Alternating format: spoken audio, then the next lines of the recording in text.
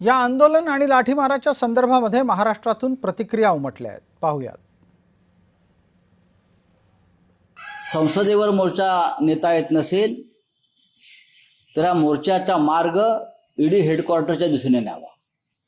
या देशाच्या बर्बादीमध्ये या ईडीचा सगळ्यात मोठा हातभार आहे।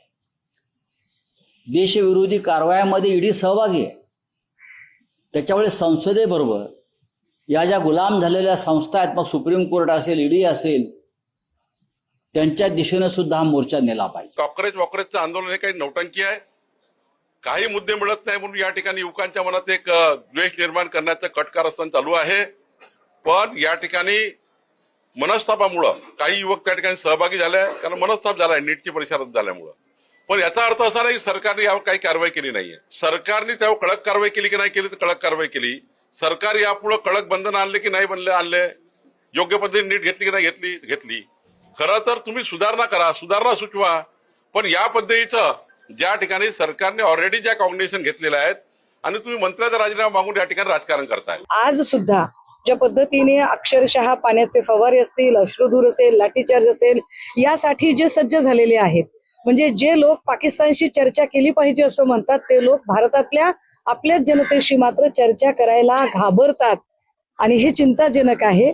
या देशात लोकशाही संपलेली आहे, हा सिग्नल, हा संदेश स्पष्टपणे आता सत्ताधाऱ्यांनी दिलेला आहे। आंदोलन सुरू आहे, आपण सगळेजण बघतोय, पण मला तरी असं वाटतं की या आंदोलनामध्ये विद्यार्थ्यांची बाजू आणि ऐकून मला तरी असं वाटतं की त्याच्यामध्ये मध्यस्थी झाली पाहिजे, कारण की सरकारची प्रतिमा निश्चितपणाने बदनाम करण्याचा हा प्रयत्न जरी चालला असला तरी सरकारने पुढे येऊन या गोष्टीला सोडवलं पाहिजे। या देशामध्ये विद्यार्थी रडतोय, विद्यार्थ्यांचा शिक्षक रडतोय, काय सांगावं, काय बोलावं, यांच्यावर बोलावं तेवढं कमी आहे।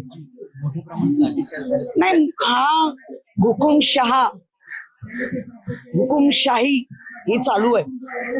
आपल्याला जे संविधान बदलणार त्याच्यातल्या या सगळ्यात हळूहळू छोट्या चुणूक दिसतंय।